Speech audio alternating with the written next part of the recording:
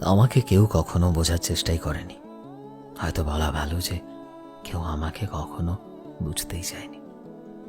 হয়তো আমার মধ্যে কিছু খামতি ছিল, হয়তো আমি সম্পর্ককে বাঁচিয়ে রাখতে জানি না। আমি অনেক চেষ্টা করেছিলাম যাতে সবকিছু ঠিক হয়ে যায়, কিন্তু সব শেষে সবকিছু খারাপই হয়ে যায়, আর আমি আবারও একা হয়ে যাই, ছিন্ন বিচ্ছিন্ন হয়ে যাই। কত ভালো হতো যদি আমি সবাইকে এটা বোঝাতে পারতাম আমি তাদের কতটা কাছের ভাবি, তাদের এটা বলতে পারতাম হ্যাঁ আমার তাদের খুব বেশি দরকার। কিন্তু কেউ আমাকে সুযোগই দিল না কিচ্ছু বলার। কেউ শোনার চেষ্টাই করেনি, কখনোই আমার সমস্যাগুলোকে বোঝারও চেষ্টা করেনি।